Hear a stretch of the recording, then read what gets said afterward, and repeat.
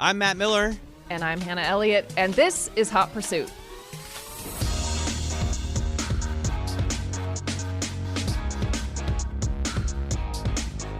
All right, we have, I would say, a legend on the program today. Is that fair? A legend and a guru and a doctor.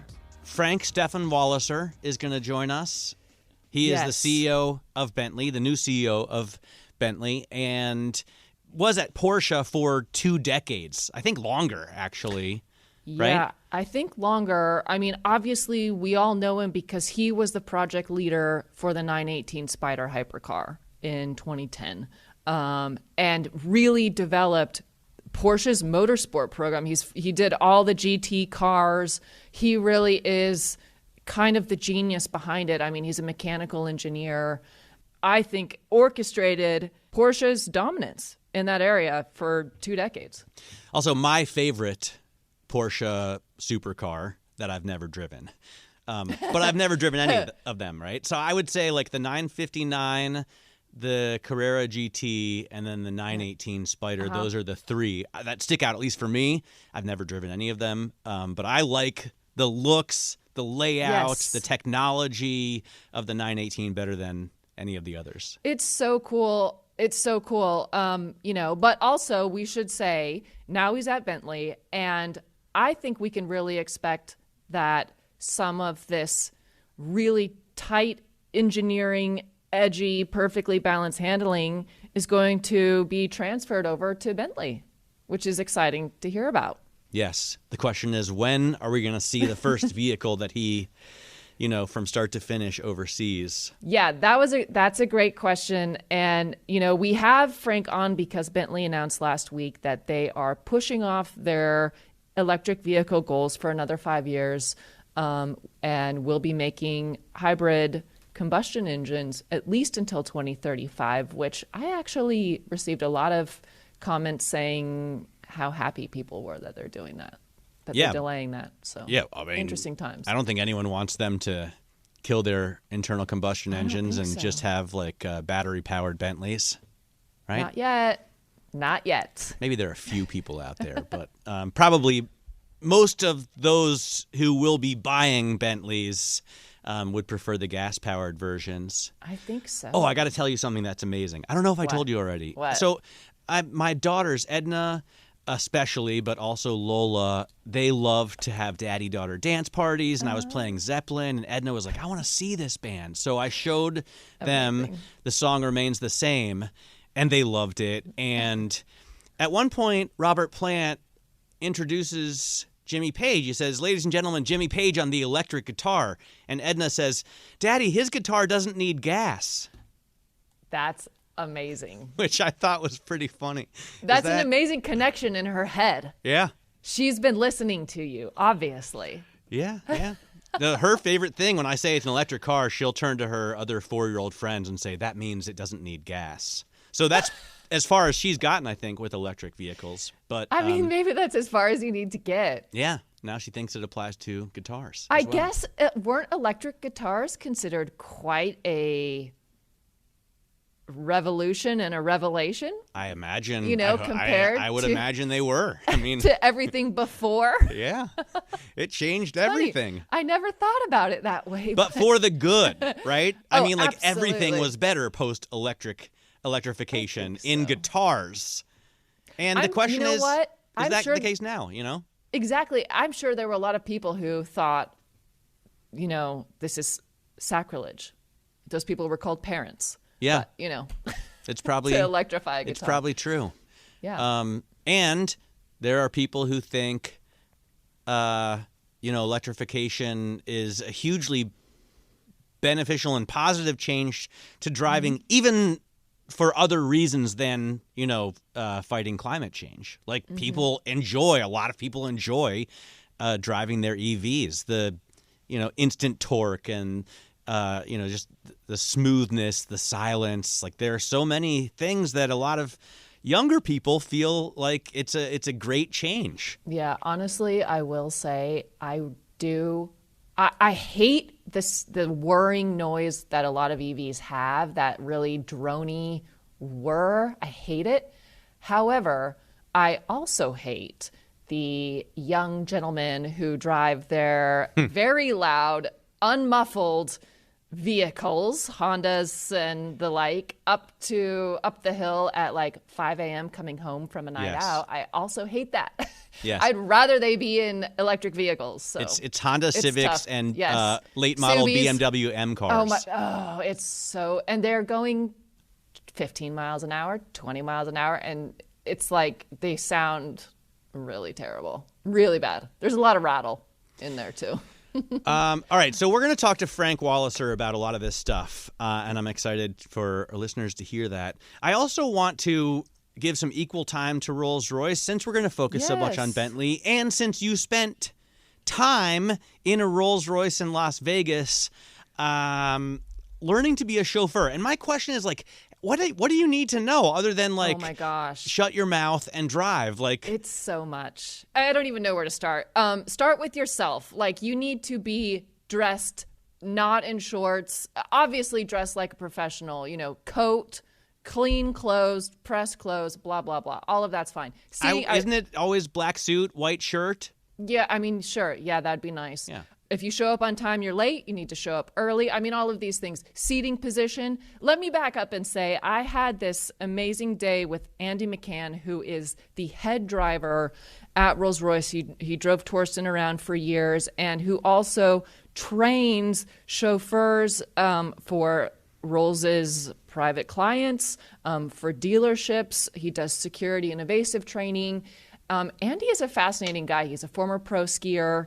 And so he took a small group of us for the day so that we could learn to be white glove chauffeurs. And I actually, spoiler alert, did get a white glove. I'm showing that now, signed by Andy. So I did pass. That's a spoiler alert. But it's a lot of things. It's a lot of etiquette. It's a lot of, how to open the car door. Like, we literally learned how to open a door properly, how to load luggage, setting the scene inside the car, make sure all the vents are the same direction. Where do you put water bottles? Where do you direct the rear view mirror so that you don't make eye contact with the driver? Where should the lady of the house sit? All of these considerations are taken into account when you're trained as a white glove chauffeur. Fascinating stuff. It was really fascinating. And then, of course, we practiced the whiskey, gin and tonic, and champagne stops, which are just like they sound. You practice stopping so that whiskey in a shot glass won't spill. And then you graduate to gin and tonic in a traditional gin and tonic glass. And then you graduate to the champagne coupe full of champagne and try to brake so as not to spill. It's harder than it sounds. I realized, I've been like thrashing my own cars around LA with no regard for anything. And it was really a fascinating training. I mean, I feel like Rolls-Royce does have the lion's share of ultra high-priced chauffeured vehicles, right? Because Bentley is more about driving it yourself. Yes. So Rolls-Royce told me that of the roughly 6,000 vehicles that they deliver every year, 20% go to owners who employ full-time chauffeurs. And that proportion gets dramatically higher for people who own the Phantom extended wheelbase, which is really a car to be driven in. And then on top of that, a lot of Rolls-Royce owners employ part-time drivers, where maybe they have the driver on weekdays to drive them to the office and back so they can work and take calls, and then on the weekend they drive themselves. So it's really interesting. The whole idea is, in a weird way, that as we go deeper into autonomous driving and artificial intelligence, the real luxury is being driven by another human. Yes. During this class, we talked about building a relationship with your client, remembering the name of their dog, remembering the name of their children, remembering their preferences for climate and music and seating position. And it's all just about the warmth of another human who can respond to things in the real world in real time that no computer is able to do on that level. And for the people who have the resources to employ a driver, that's what they're buying. It's like a concierge. Right. And those people probably also have fabulous wealth, so maybe they need a bodyguard. Does the chauffeur often double as a bodyguard? Is Andy packing heat? You know what? I'll have to ask him. He does offer courses on evasive driving. We did talk about driving in security threat areas, and he mentioned that, in urban areas versus rural areas. In urban areas, they're going to try to take what's in the car, like a watch or a handbag. In rural areas, they're going to take the car itself. So he does train people to do that. I didn't do part of that training with him. But yeah, and the other interesting thing is Andy actually just came from spending 2 weeks in Dubai training drivers in Dubai for high net worth individuals.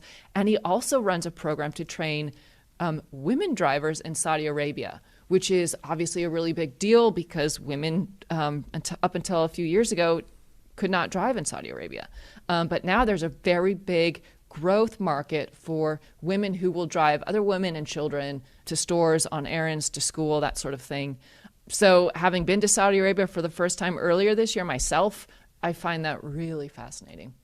Yeah, that is really interesting stuff. And your story on that is going to come out later.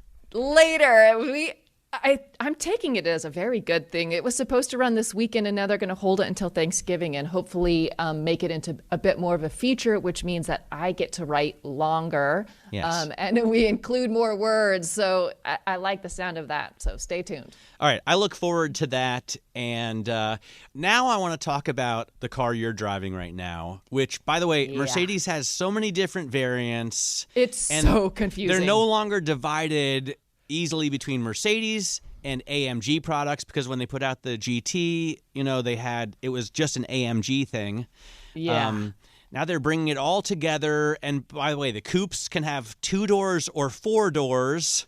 Yeah, words mean nothing. Yeah. Words mean nothing, basically. And I have issues with Mercedes, like alphabet soup, and BMW does it too. I feel like they're trying to confuse the public to some extent, which I don't know why that works in a marketing sense, but I don't get it. But I really don't get it. They still make amazing vehicles. So tell me what you think about this. You're driving the Mercedes AMG S63 E-Performance, which is not only, I think, their most powerful S-Class, but probably the most powerful car that they make overall. Yes. First, let me say that this car on the Moroni that I got starts at just under $200,000. Now, I'm looking online, and it's the MSRP says $186,000. Yep. But I'm telling you, on the Moroni that I have in the car with me, it's like high 190s. And then the car that I drive personally with all the extras,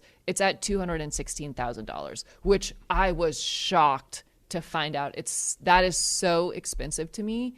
You really think so? I guess I've gotten used to it. I think that's so expensive. That's to me like Bentley territory.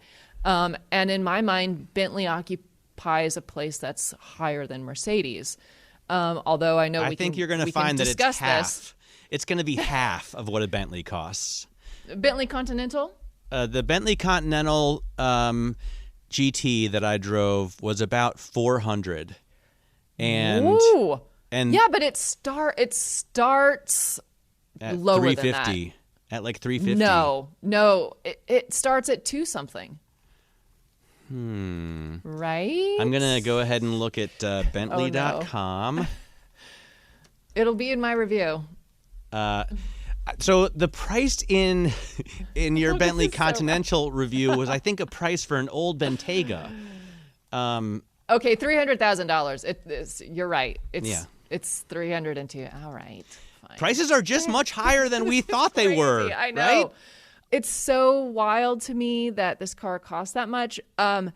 Someone asked me over the weekend what I thought of it, and I just didn't really feel like talking at the moment, and I just said it drives great. And that is true. It does drive great. To me, it's a little bit like having a nightclub and a hotel. And I don't think that often works, because if you want to go to a club, you go to a club and then you go to your hotel, and I just want to like sleep and chill at the hotel. And this car is kind of like that. Like, it's a big, heavy sedan that is engineered to be thrashed and like drive like a sports car. And it's jarring. It drives great, but it's kind of a mind warp. It's wildly fast, but the brakes are extremely jagged. And yeah, did you not find that? I didn't. So first of all, I think the car looks very unassuming because it's an S-Class. Did yours have a spoiler? I don't think so. Mine has a Speed Boy spoiler on it. Really? Yeah. That is a strange. I mean, I don't know where that comes from.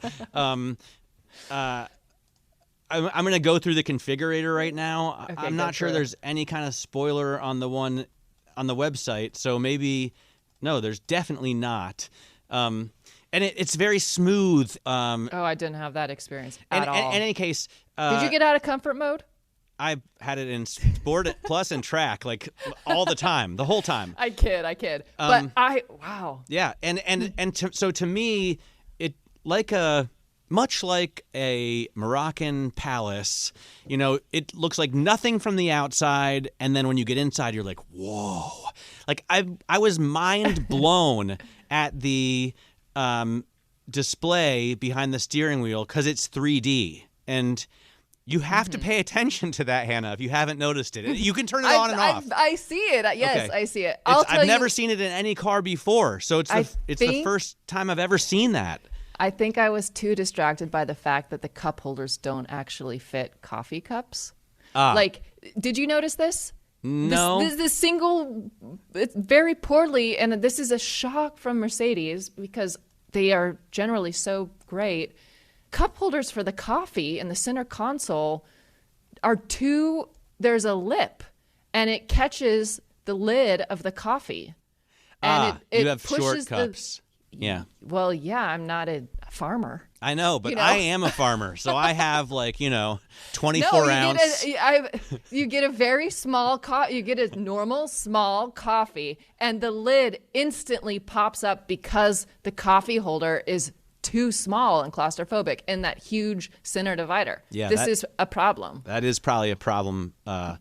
Well, a lot of cars built for the American market, because I'm putting the big gulp in there and it's no problem. Let me ask you about the sound. Did you notice any odd whirring and humming and, odd sounds coming from underneath the hood when the hybrid modes were engaged? No, but like I said, I had it in Sport Plus the whole time. So I didn't ever have a moment when it wasn't as loud as it could possibly be, the combustion engine. I mean, if you have 800 horsepower and 1,000 pound-feet of torque, you're going to thrash it, right? Yeah. That's where I'm like, oh, but it's like a big, heavy sedan.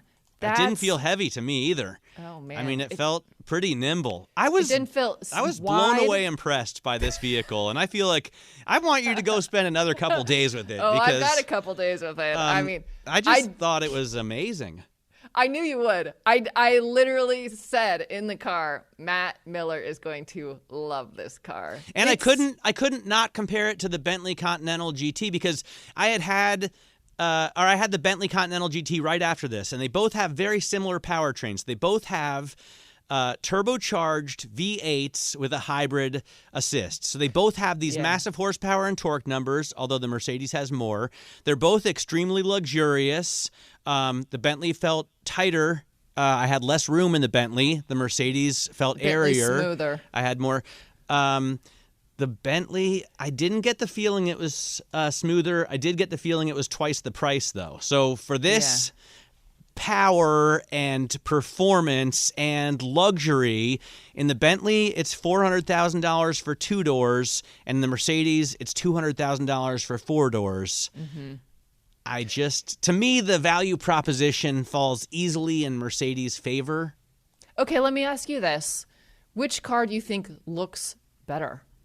Oh, the Bentley is a much more beautiful car. No question. No question. I don't understand what's the Mercedes exterior design, to me, for over a decade it's been lost on me. I don't understand it. I don't like it.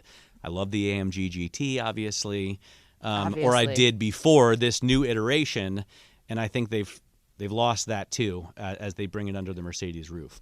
But in terms of the luxury experience on the interior, in terms of the high tech of the MBUX infotainment system, so good. And in terms of the hybrid, I thought the EV drivetrain was amazing. I like just their straight six and the CLE 450. I think they're pretty unrivaled. I will say this was the first time that I have a quibble with that MBUX system, because I actually drove this on Saturday and I had a crazy night at the spa and decided to drive it home over Mulholland. That car kept telling me there were speed bumps coming when there were no speed bumps in sight. And then when there were speed bumps, absolutely nothing. And it's done that repeatedly, and it's kind of annoying. Yes, and then, I had the same thought. And that was pretty much my only complaint, especially in it would say there's a pothole coming, right? And I'm driving around New York where, yes, I know that. How is this? That is highly ironic and funny that it's telling you there's a pothole coming up in Midtown Manhattan, for instance. Yeah, no, that was I imagine you could turn that off, and I would hope. if I owned the car. All right, well, next week I want to talk about it more because I just think it's a pretty standout vehicle. It's a great car. It's just, at least it makes me feel something. I don't know what I feel about it. I feel a little conflicted. At least it makes me feel something. That's better than nothing, right? For sure. And I can't wait. Are you going to write a review on this, or what are you going to do with it? Yeah. We'll do something on it. Yes. Yeah.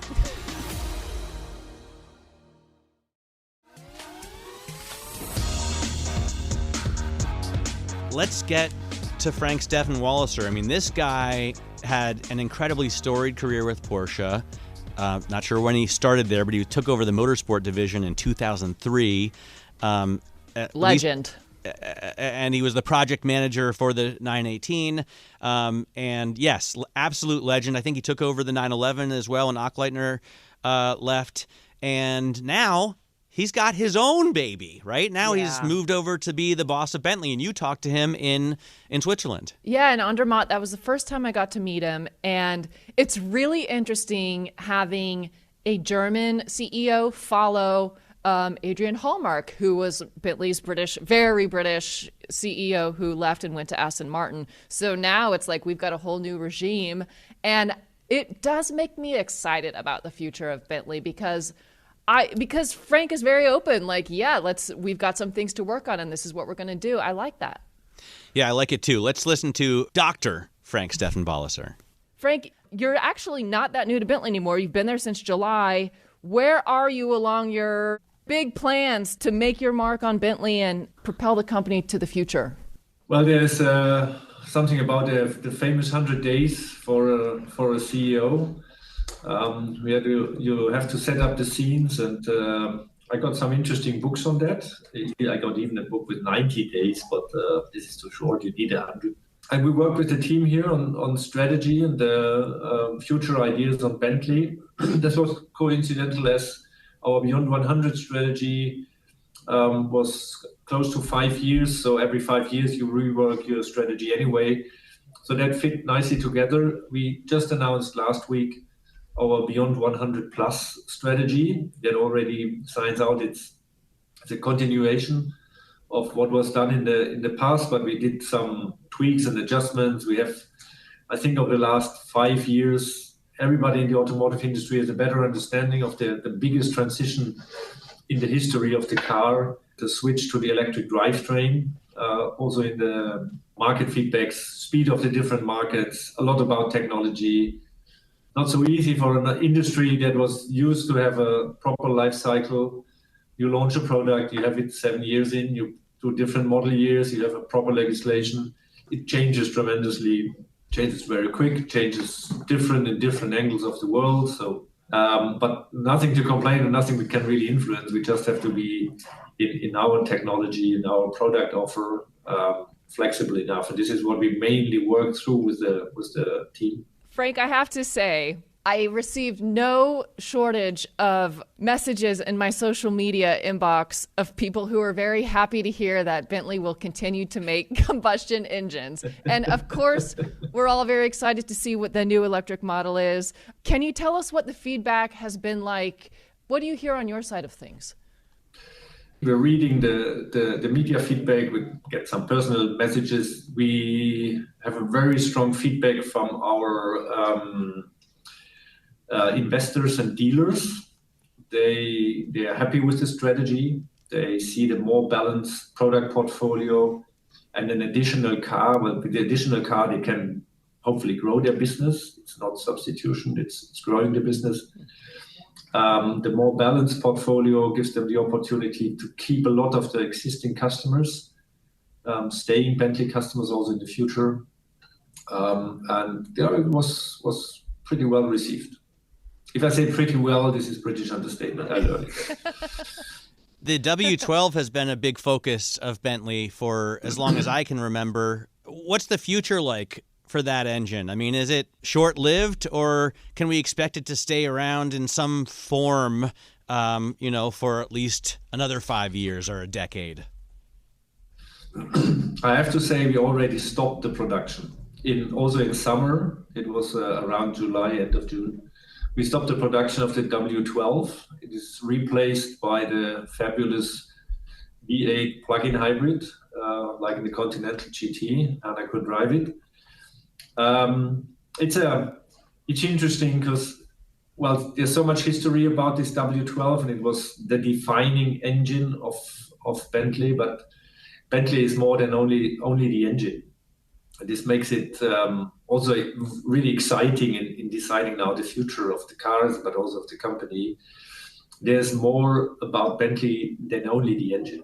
And driving this V8, especially in the PF configuration, it just shows you how good it can be without being a W12. For sure, there's an emotional part, but from a pure driving perspective, from the emotions you get, from the feedback you get, and how good the car is, good technology can replace something like that. I would say there's no replacement for displacement. Do you have a different take? I mean, you come from a place where a 3-liter flat six is more than enough. So am I wrong? I went through this, and there's the magic of electrification, and this is more than displacement. It can do things better. This is new technology. This is really driving some magic into it. And without referring too much to the past, but I had the fun in making a super sports car, a hypercar, where everybody believed 5.5 V10 is the best what you can get with a manual. And then we put a V8 in with a hybrid and a little bit more heavier, and everybody was super happy, but only after sitting in the car. It does not work to judge it from an office, sorry to say. You have to drive it. You have to feel the sensation, and then it really changes. You know, that's a really interesting point. I'm curious if you think that we're at a similar spot right now, just in terms of educating consumers that, hey, just because we're losing some cylinders doesn't necessarily mean you're going to feel any less excited when you drive things because this is a new technology. Is that sort of similar to what you went through in your previous life when you introduced some of these hypercars? I would say yes. The majority of the customers is not engineers. They're not. Yeah. It's not their education to judge something from paper or from information they get. They're customers, and we have to respect this. They need their own experience. They need good media that is explaining it. What is, can I confirm, is doing so. But there's nothing like own experience. And coming back a little bit from an engineering perspective, nothing else than displacement. It was right, but with the introduction of all the new exhaust gas limitations and NOx reduction and all what we have, the character of these engines is changing. It's not the old math and not the old physics, the old engineering that is behind it, that just more makes it better. You must make it different to fulfill the regulations and to bring the magic back of such an engine. And the customer has to be well, educated is maybe a little bit too strong in the wording, but give the chance to have to make an own opinion and to have an own experience in that. And all the feedback I got from the customers, they're more than happy with what they can feel and how balanced the car is. While the experts were driving the car, what is the automotive and non-automotive media, and they had been really blown away by the performance and the easiness of driving it. And this character of such an electrified powertrain fits perfectly to a Bentley, because we're always talking the wave of torque, and that was coming from big displacement back in the days, 6.75. That was a nice size of an engine, and everything was about torque. But we are over exceeding these torque numbers today. The spontaneous reaction of the engine is way better, and the same will come on the electric drivetrain. More torque, more response, nice and quiet driving. But if you want, and if you put the accelerator down to the floor, there will happen something. I think I should say for the listeners, in case anyone is not aware, Dr. Walliser actually holds a doctoral degree in mechanical engineering and is sort of considered the grandfather of the 918 Spider hypercar. In case anyone didn't mention that or didn't know that, or we didn't mention it That's earlier. true. The Bloomberg terminal has you down as the project manager. So I would say you were the boss on that. And you've been doing this for, 2010, since before 2010, working on this type of technology?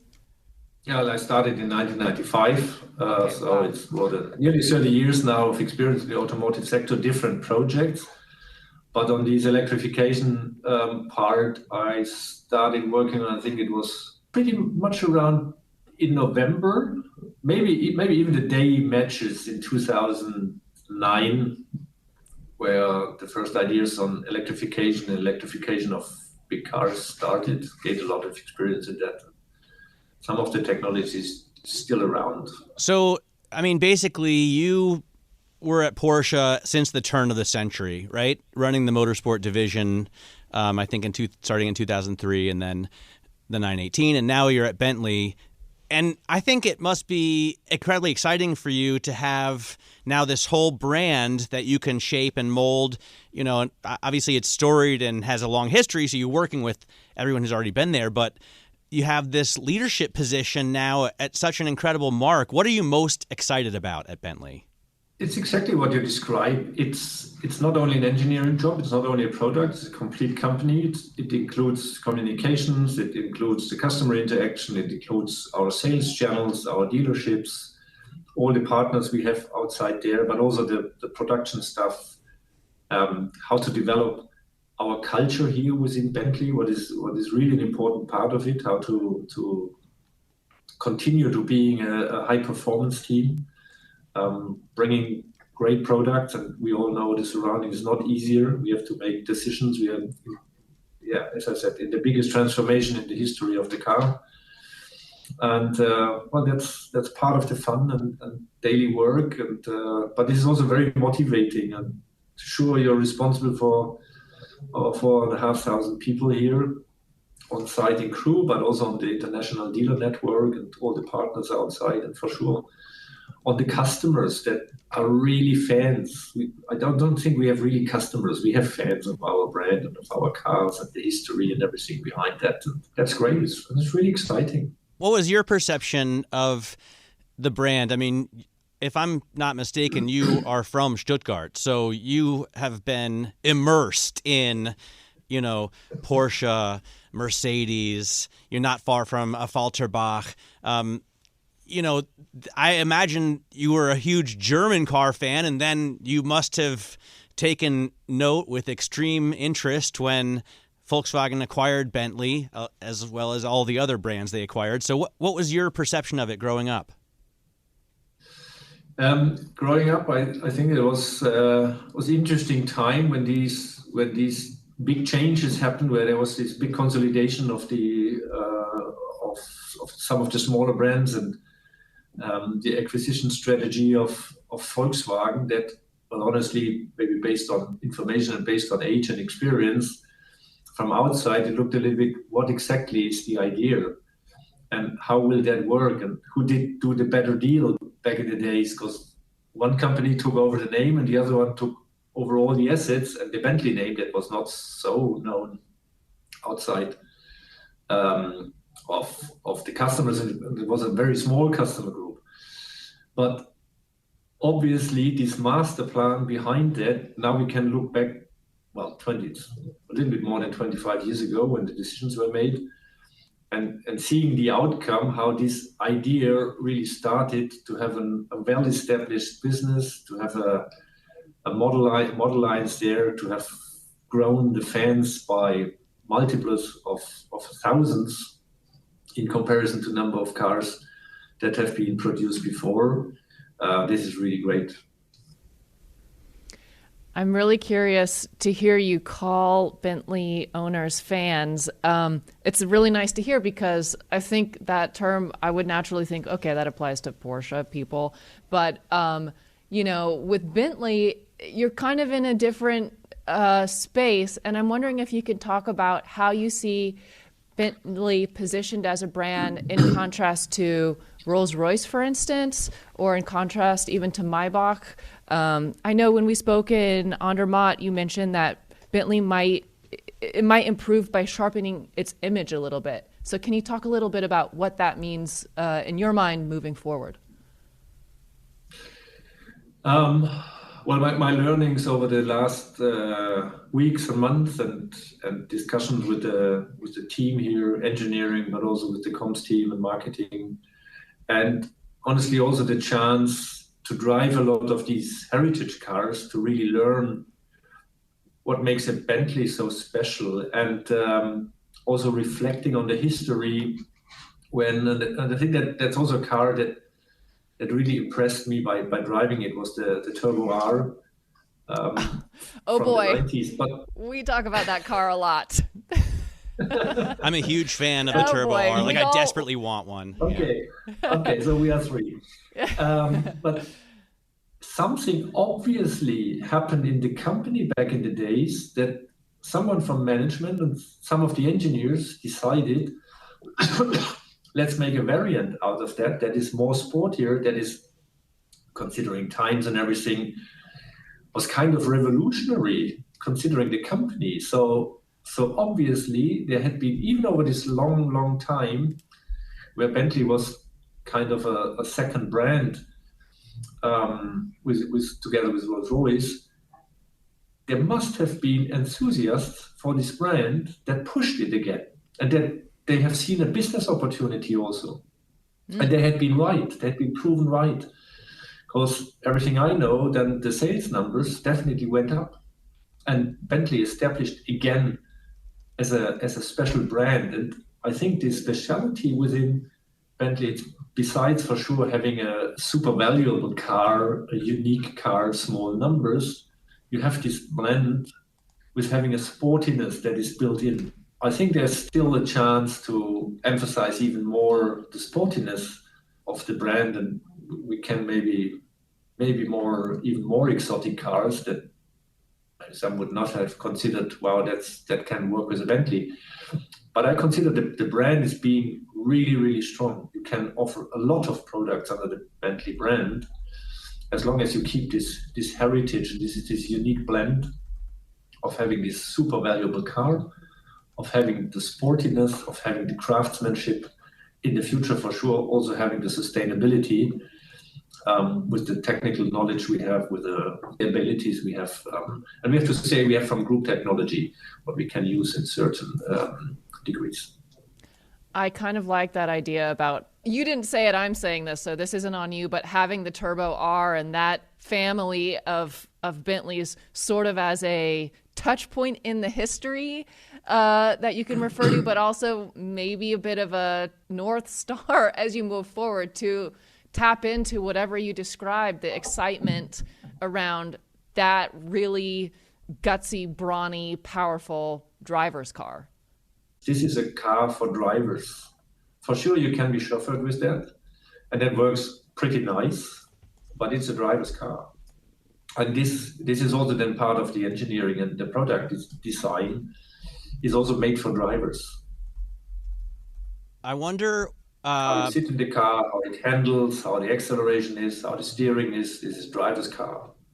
Yes. Well, and you're, just starting out there as the head driver. I was talking with Hannah about this when she went to drive the new Continental and interview you. I thought, well, I'm sure the Continental is a great car, and now I've driven it, so I know it's fantastic to drive. But it wasn't something that you developed from the start. And I've been thinking, what is the first project that we will say 5 years from now, this was Frank's first car at Bentley? Have you already started on it? Do you know what it's going to be? I have a very clear idea, and I hope it takes not 5 years.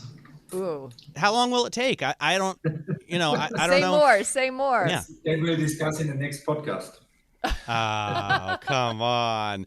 I mean, look, you have Bentayga and a longer version, the Flying Spur, Continental, and the convertible version.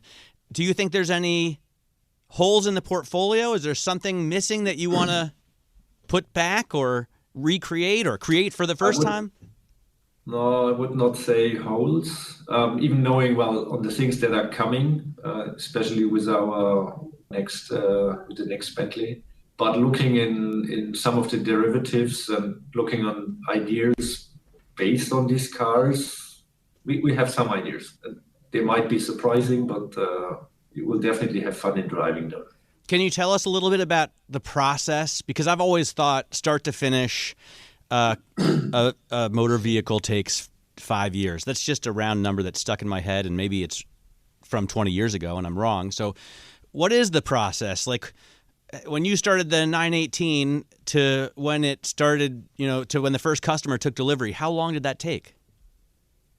38 months. Wow. Very exact. That's the a very quickest I've ever specific done. number. Very specific. Yeah, and it was pretty quick. I would say today, it depends always what is a new car. If there's a lot of things around, numbers are communicated by different manufacturers, why it's always so difficult to compare. But if you have an existing platform and you do a new car based on that, so you have engines and gearboxes and things to carry over, I would say it would take you today between 48 and 56 months.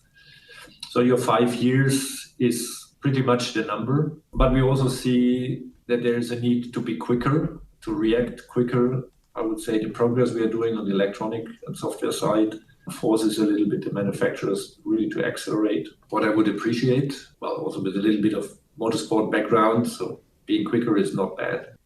Frank, I'm dying to know, where are you living now in your new role, and have you found any great driving roads in your area that you like to drive just for your own enjoyment? Well, I'm living not so far away from Crewe, from the office, Okay. 20 minutes in Cheshire on a farm in a barn conversion, so country How style. old is the barn conversion? Maybe 100 years, Okay. I guess. Okay. Driving around in Cheshire is looking at the size of the streets is a little bit demanding, but not maybe the best place you look for. I've heard. But it's not so far away to go Peak District, where you find the first great roads to drive. And next weekend we go north of Wales, what is definitely a great place to drive. Amazing. So step by step, weekend by weekend, we're looking for opportunities, going out, taking my Continental GT convertible a little bit around. And but that's also part of learning about the product, how to handle, what is it in a day-to-day usability. I'm wondering about you growing up. I don't know if you spent most of your time in Stuttgart or around. I went to Tübingen, so I'm familiar with the roads, and I spent a lot of time in Filderstadt and Weinstadt and, at the Cannstatter Vasen. What were you into growing up? I mean, you're like Generation Golf, right? So what kind of cars? Generation Golf 2. Yes. What kind of cars were you driving in high school? And what spurred you to get so involved in this industry, other than, obviously growing up in the bosom of it? It was, part definitely from the area, because I was growing up near to Reutlingen, so Tübingen, that's 10 kilometers away, so you should know that. Yes, of course. And car industry always was important. But my parents told me when I was a kid, I was always in cars. all the time in everything. And I remember we had been on a holiday travel, and I was excited about every car, but I fell asleep.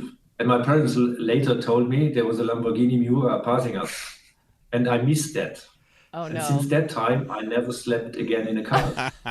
Now it's getting better, but for 20 years, I never ever slept in, because I could miss a specific exotic supercar or something.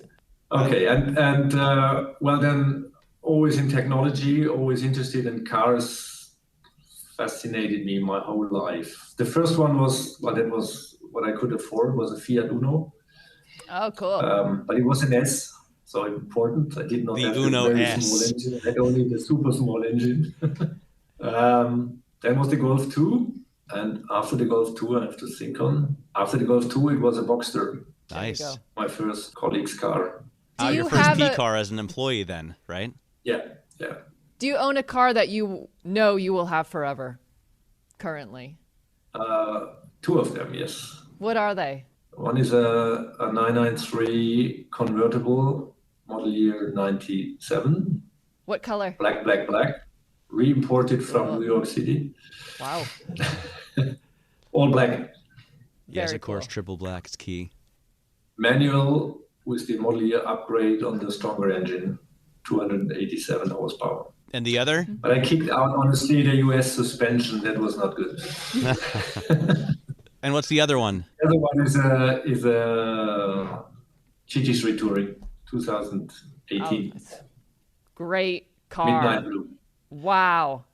And better for the Autobahn than other roads. Don't you think the rest of us could learn a thing or two from Germany about unlimited speeds? Or do you think that they need to change that?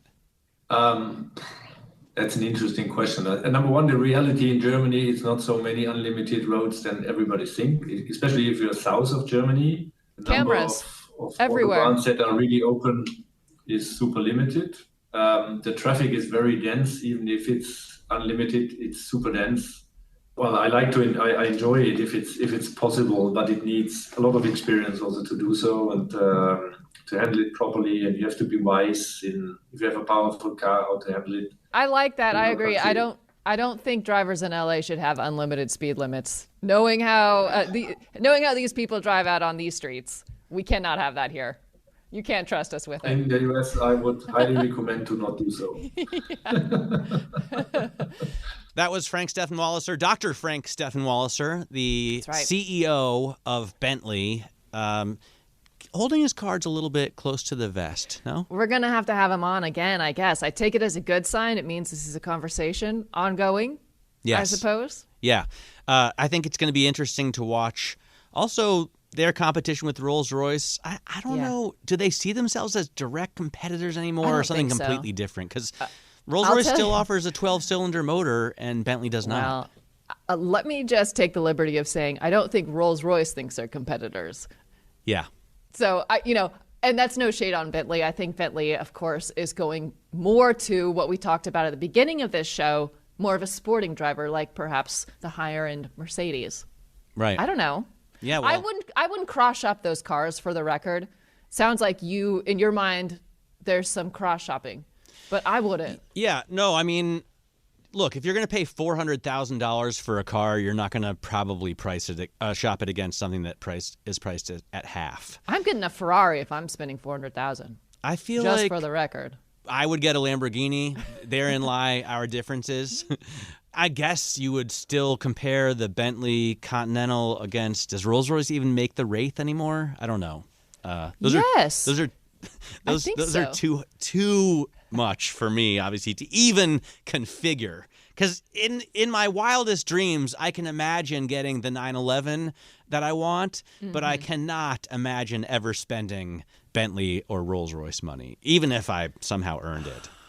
You know what? This is on a totally different topic, but I was in the same room as the guy who won the $2 billion Powerball payout a few days ago. And he's very, and you can Google him, and he's buying like old stuff at auctions. And can you imagine? I mean, this is just a guy. This is Can I imagine, or do I on a daily basis imagine? I either. It can't even. My mind can't process. I mean, this guy, you would never in a million. Even still, I think he won it in 2022. Even still, you'd never, ever, ever guess he looks like just some dude. It's so weird. I do this all the time in my head. First of all, if you win the $2 billion jackpot, do you take it all up front?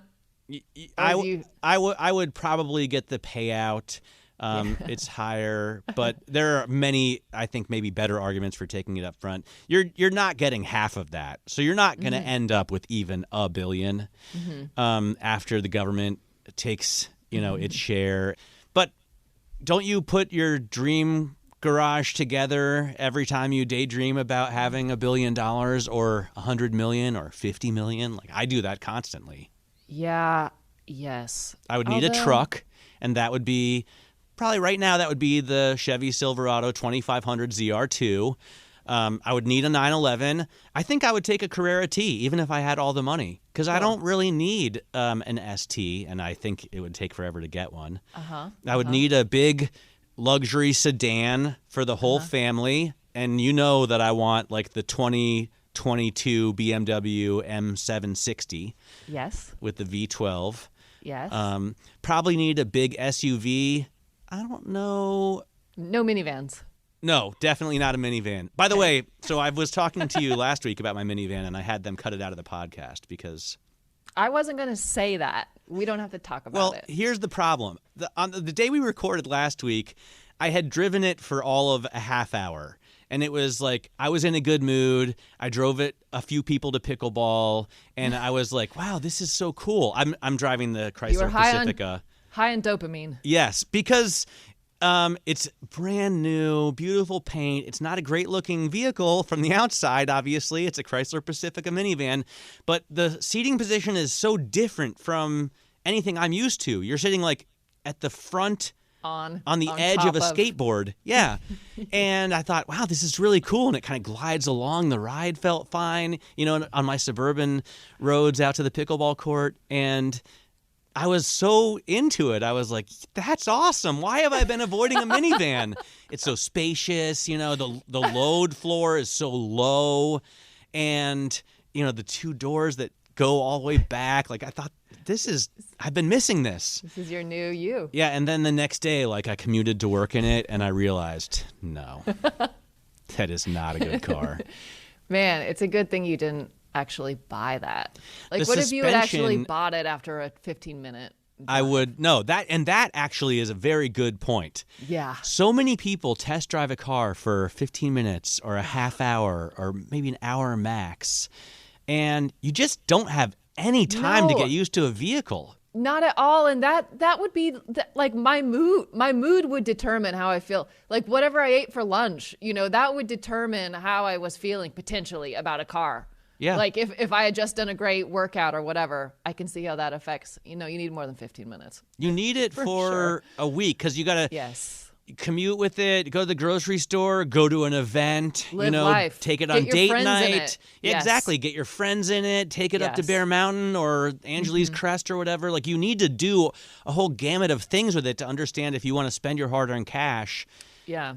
And it's not to say that a car has to do everything, but it's just to say you will learn which tasks this tool is good for. And if you're okay with that or not. Where do you want to make compromises? Where are you willing to make compromises? Right. So the Chrysler minivan, I mean, for what it is, like if I was using it just in my suburbs, taking the kids to, basketball and dance or whatever, I guess that makes sense. But as soon as I got into the city, I realized it already felt like a beaten up Uber. Over these roads. And I actually had kind of a revelation because you know how disappointed I am with the suspension in the GLS that we bought. I realized I need a body-on-frame truck as a family car. A unibody just isn't going to cut it. Yeah. That's cool. Yeah. I mean, why not? I just need the heavy-duty suspension. It's not like I'm taking it off-road. I'm not really towing anything. It's just that suspension in these roads here in New York, in the metropolitan area, like you need something that could survive Armageddon. Is that a crew cab? I mean, is that big enough to fit the family realistically? Yes. I mean, a crew cab like F-150 or Silverado for sure fits the whole family. I was thinking like a Tahoe, or a Yukon, which is essentially the same thing with the back on it. An SUV.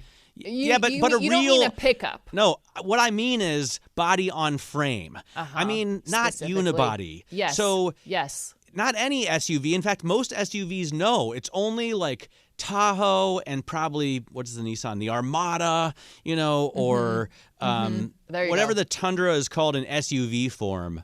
It starts with it. Sequoia. Oh, so that's a big one. Sequoia, and I imagine that the Ford Expedition is also, a body-on-frame truck. And if it's not, I don't have any time for it as a family car because I need solid suspension for driving my kids around the New York metropolitan area. Yeah, I support it. I have no comeback to that other than, makes sense to me, honestly. All right. I guess that's all we have time for this week. Yeah. I'm really looking forward, Hannah, to you spending more time in this Mercedes AMG S63E Performance. I'm going to look for those Easter eggs. There better be an American flag in there somewhere today. On the 11th hour of the 11th day of the 11th month. It all ended peacefully. November is my favorite month. Mine too? Let me just say. Yep. Wait, when's your birthday? The 16th. Nice. Yeah. Coming soon. Come on, November babies. Excellent. Okay, that's it for us this week. I'm Matt Miller. And I'm Hannah Elliott. And this is Bloomberg.